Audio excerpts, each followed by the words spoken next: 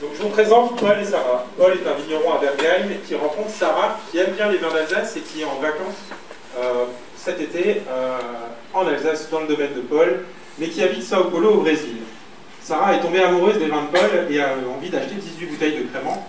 Mais comme on connaît les problématiques de transport, Sarah ne va pas pouvoir emmener ses bouteilles dans l'avion parce qu'on ne peut pas emmener son vin en avion. Et Paul a aussi envie de vendre son vin, mais par contre il voudrait expliquer à Sarah combien va lui coûter le transport et la récupération des vins.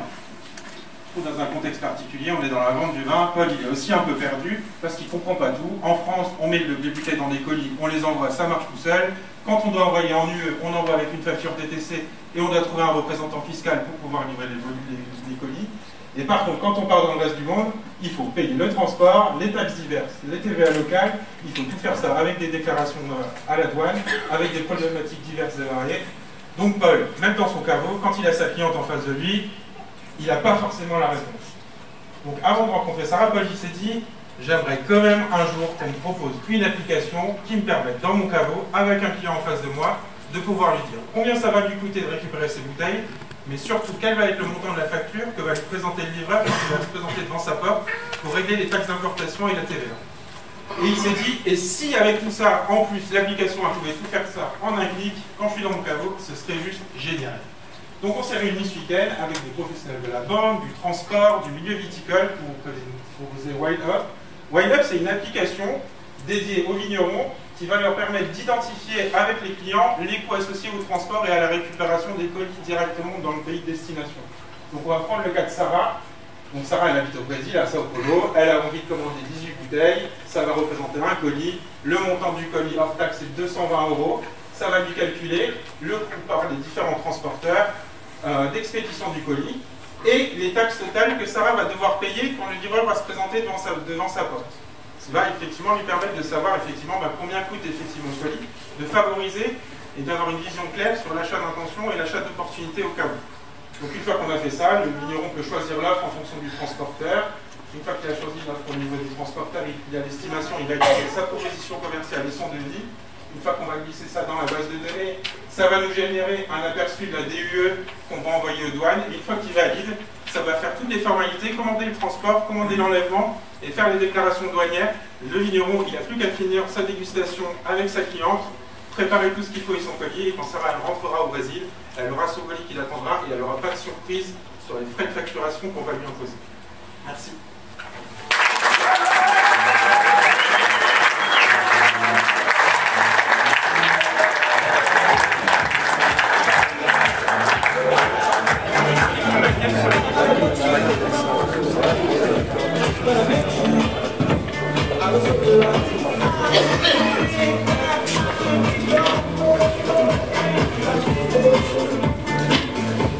Le moment qu'on va continuer. Du coup, là, la solution que vous présentez, en fait, elle prend en compte donc, les différents frais qui sont amenés. Est-ce qu'on n'a que des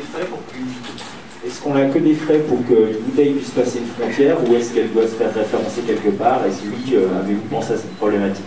C'est ce que je disais, à partir du moment où vous validez, on va générer la liasse documentaire d'exportation.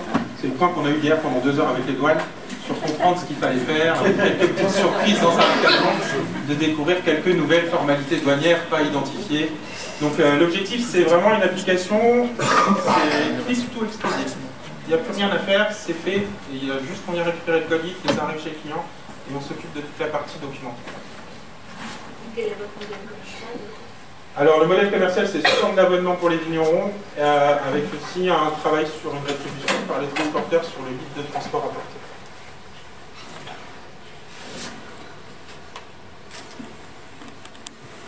Les rémunérations des transporteurs sur le guide. On va leur demander une commission sur le transport qu'on fait passer chez eux. Voilà.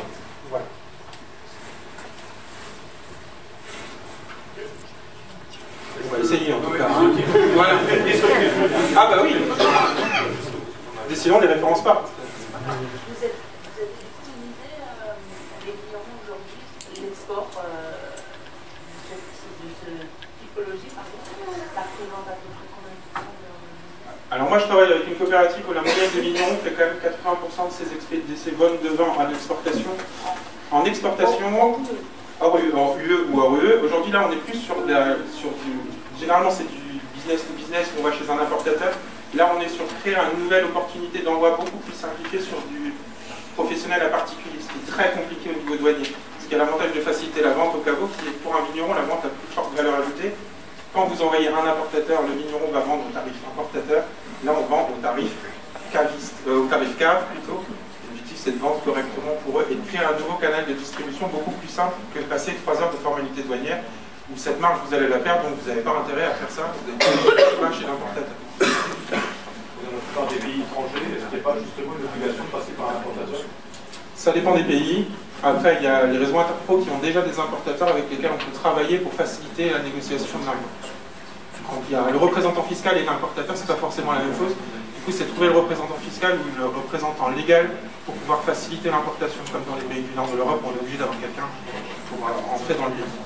C'est faciliter tout ça par le biais d'une application qui va recenser toutes les obligations légales et réglementaires. Comme dit, juste simplifier la vie.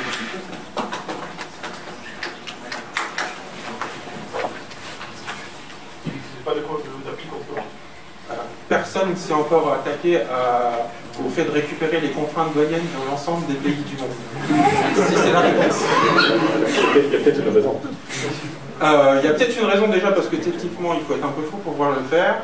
Ensuite parce qu'aujourd'hui techniquement on est capable de le faire facilement, ce qu'on n'était pas forcément capable de faire il y a 5 ou 10 ans en termes d'informatique.